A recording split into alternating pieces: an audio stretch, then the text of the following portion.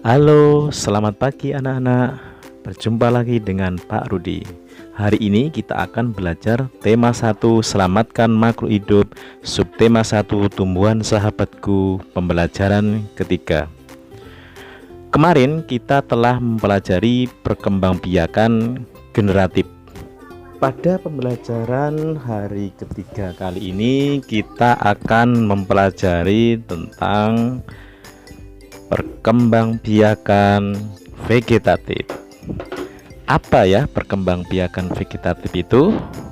Ya, betul. Perkembangbiakan vegetatif tanpa adanya peleburan sel kelamin jantan dan sel kelamin betina. Di samping ini ada gambar nanas, bawang, dan pisang.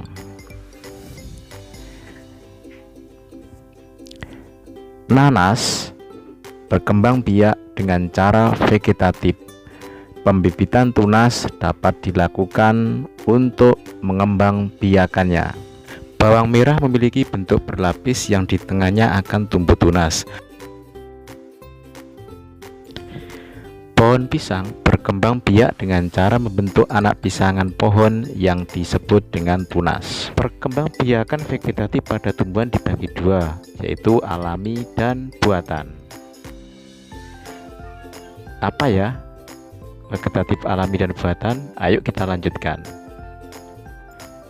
Perkembangbiakan tumbuhan secara vegetatif alami tanpa bantuan manusia, sedangkan vegetatif buatan terdapat bantuan atau campur tangan dari manusia. Macam-macam perkembangbiakan vegetatif alami.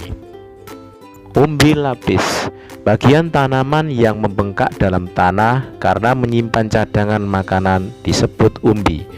Umbi lapis merupakan umbi yang berlapis-lapis dan tumbuh tunas di tengahnya.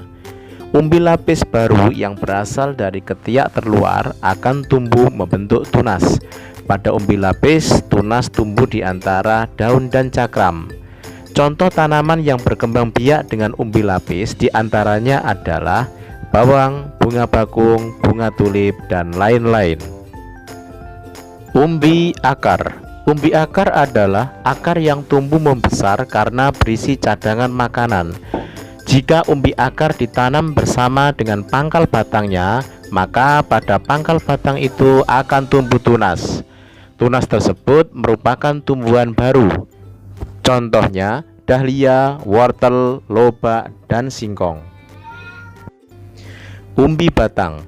Umbi batang adalah batang yang tumbuh membengkak dalam tanah. Bagian ini sesungguhnya merupakan cadangan makanan yang disimpan pada bagian batang. Batang yang tumbuh di dalam tanah dan ujungnya menggelembung menjadi umbi. Pada permukaan umbi batang tumbuh sisik dan kuncup, membentuk mata tunas. Jika umbi ini ditanam, maka tunas dapat tumbuh dan menjadi tanaman baru. Contoh tumbuhan yang termasuk umbi batang adalah kentang dan ubi jalar. Geragi atau stolon adalah batang yang tumbuh dan menjalar di permukaan tanah. Geragi tersusun atas ruas-ruas. Setiap ruas yang menempel pada tanah akan membentuk akar dan tumbuh tunas baru. Tanaman baru akan tumbuh pada ruas-ruasnya dan tidak bergantung pada induknya. Contohnya alamanda dan juga stroberi.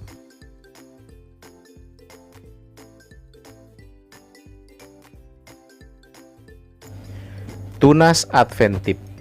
Tunas adventif adalah tunas yang tumbuh di luar bagian batang.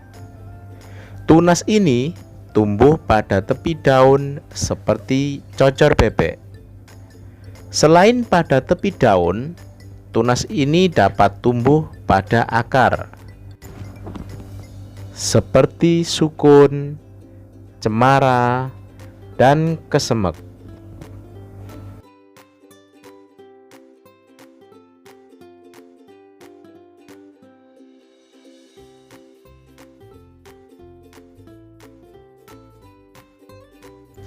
Spora. Spora terdapat pada tumbuhan paku, lumut, dan jamur. Spora terdapat di dalam kotak spora yang terletak di tepi daun tumbuhan paku. Contoh tumbuhan paku yang sering kita lihat untuk tanaman hias adalah suplir. Pada tepi daun suplir terdapat butiran yang merupakan kotak spora. Spora ini merupakan alat perkembangbiakan tanaman suplir. Rizoma atau rimpang atau disebut juga dengan akar tinggal.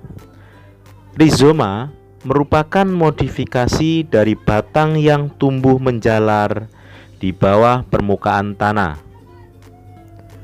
Salah satu ciri rizoma yang nampak adalah adanya ruas-ruas sehingga dari setiap ruas tersebut dapat tumbuh menjadi individu baru.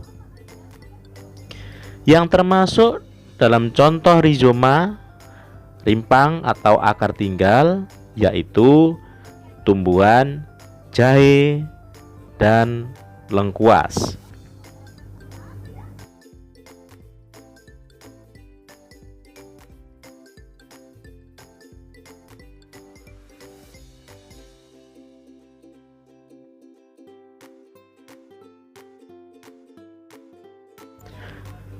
Tunas.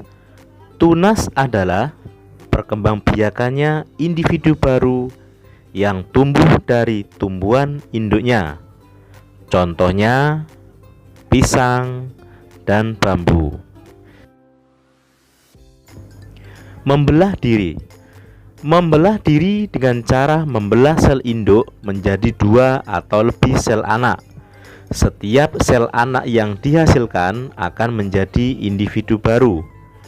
Contoh perkembangbiakan ini terjadi pada tumbuhan rendah atau besel 1 seperti volvox.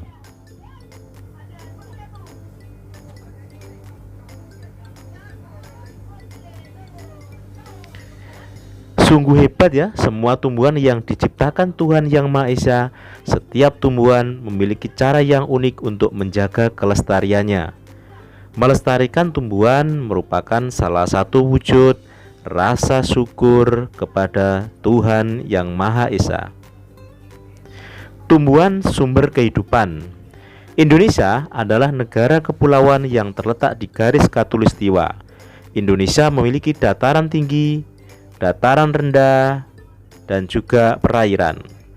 Dataran rendah adalah daratan yang memiliki ketinggian 0 sampai 200 meter di atas permukaan laut. Hampir semua ibu kota provinsi di Indonesia terletak di dataran rendah. Tumbuhan di dataran rendah adalah padi, palawija, dan juga tebu.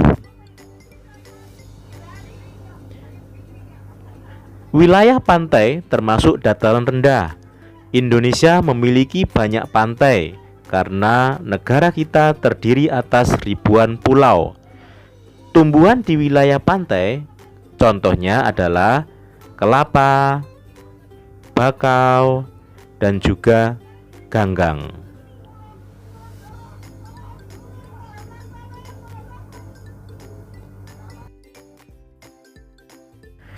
Dataran tinggi adalah daratan luas dengan ketinggian lebih dari 200 meter di atas permukaan laut. Beberapa dataran tinggi di Indonesia adalah dataran tinggi Dieng di Jawa Tengah, dataran tinggi Malang, dan dataran tinggi Tengger Jawa Timur. Juga dataran tinggi Alas di Aceh dan dataran tinggi Bone Sulawesi Selatan. Jenis tumbuhan di dataran tinggi contohnya antara lain teh, kopi, cengkeh, buah-buahan, dan juga sayur-sayuran. Demikian anak-anak, itu tadi adalah bacaan dengan judul tumbuhan sumber kehidupan. Dapatkah kamu menemukan jenis tumbuhan lain yang terdapat di dataran tinggi dan dataran rendah? Setelah kalian membaca bacaan tumbuhan sumber kehidupan, tuliskan ide pokok setiap paragraf. Anak-anak, demikianlah pembelajaran hari ini, tema 1, subtema 1, pembelajaran ketiga. Sampai bertemu pada pembelajaran keempat. Terima kasih, sampai jumpa.